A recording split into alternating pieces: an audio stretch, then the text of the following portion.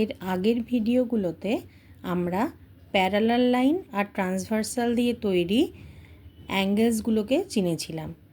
আজকের ভিডিও থেকে আমরা শুরু করব হচ্ছে কি করে তোমরা এই কনসেপ্টের উপর বেস করে প্রবলেম সলভ করবে।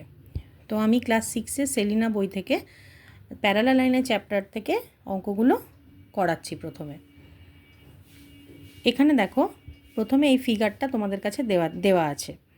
তো এই ফিগারটাতে দেখো, এই অ্যাঙ্গেলটা 140, এটা এ আর এটা বি। তোমাকে এই মিসিং অ্যাঙ্গেলগুলো এ আর বি বার করতে হবে। তো আঁকাটার মধ্যে যে ফাইন্ডিংস সেটা তোমায় বলি তোমাদেরকে, সেটা হচ্ছে যে দেখো, যদি এরকম সিম্বল থাকে বা ধরো এরকম ডবল সিম্বল যদি থাকে, তাহলে বুঝবে লাইনগুলো নিজেদের মধ্যে প্যারালাল। যে লাইনে সেম সিম্বল থাকবে, সিঙ্গেল সিঙ্গেলও থাকতে পারে, ডাবল ডাবলও থাকতে পারে, এটা ইমপ্লাই করে যে লাইনগুলো প্যারালাল। এটা আমি প্রথমেই তোমাদেরকে বলেছিলাম। আমি পছন্দ করি যে যদি আমরা লাইনগুলোকে একটু নেমিং করে নিই, তাহলে আমাদের ফাইন্ড করতে সুবিধা হয় অ্যাঙ্গেলগুলো, বা আমাদের বলতেও সুবিধা হয় যে লজিকগুলো আমরা কেন ইউজ করলাম। সো আমি এখানে সেইটাই ফলো করছি এবং আমি প্রত্যেকটা লাইনকে নাম দিয়ে দিলাম ABCD। আর এদের ইন্টারসেক্টিং পয়েন্ট EF হচ্ছে ট্রান্সভার্সালটা P পয়েন্টে ABকে ইন্টারসেক্ট করেছে আর Q পয়েন্টে CDকে ইন্টারসেক্ট করেছে। হেন্সফোর্থ আমি এই ফার্স্ট এডটাতেই এত ডিটেলে বললাম, এরপর থেকে তোমরা নেমিং শুদ্ধই আমি ডাইরেক্টলি করব, যাতে আমাদের টাইমটা কম লাগে এবং আমরা maximum number of problem solve করতে পারি। তো এখান থেকে এই ছবি থেকে তোমরা যেটা ফাইন্ড করছো সেটা আমি আগে একটুখানি লিখে নিই। সেটা হচ্ছে যে here AB parallel to CD and EF is the transversal. তাহলে এই ট্রান্সভার্সাল দিয়ে টোটাল 8টা অ্যাঙ্গেল যেরকম তৈরি হয়েছে। তো এখন আমাকে শুরু করতে হবে যেটা গিভেন অ্যাঙ্গেল থেকে। দেখি গিভেন অ্যাঙ্গেল 140-র সাথে আমি কারুর কোনো রিলেশন বার করতে পারি কি না। তো দেখতে পাচ্ছি হ্যাঁ, এর সঙ্গে 140-র একটা রিলেশন আমি এস্টাবলিশ করতে পারছি। সেটা হচ্ছে যে যদি আমি এই দুটো লাইনকে জুড়ে দিই, দুটো অ্যাঙ্গেলকে জুড়ে দিই, তাহলে আমি একটা লাইন পাই, তার মানে এটা লিনিয়ার পেয়ার। তাহলে অ্যাঙ্গেল APE, এই যে এই অ্যাঙ্গেলটা APE প্লাস অ্যাঙ্গেল APQ, মানে এই অ্যাঙ্গেলটা, এই দুটো জুড়লে হয় হচ্ছে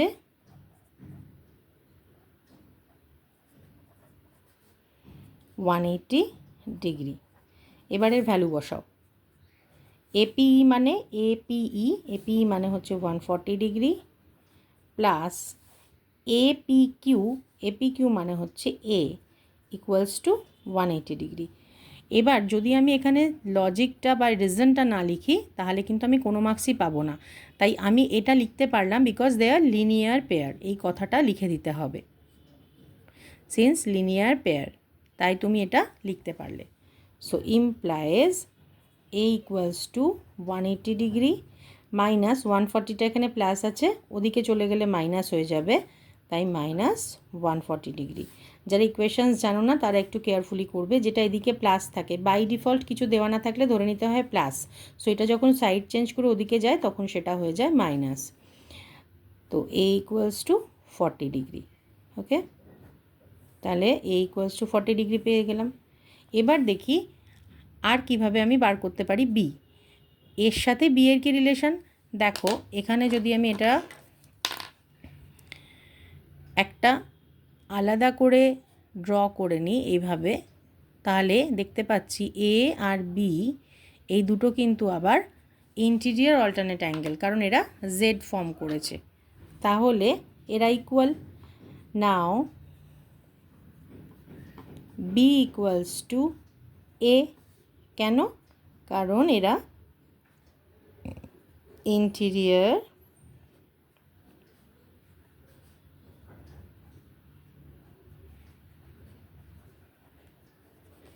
alternate angles, therefore B equals to 40 degree. তাহলে তোমাকে এইটাই জিজ্ঞাসা করেছে, find A and B, therefore answer কী হবে, A equals to 40 degree, B equals to 40 degree.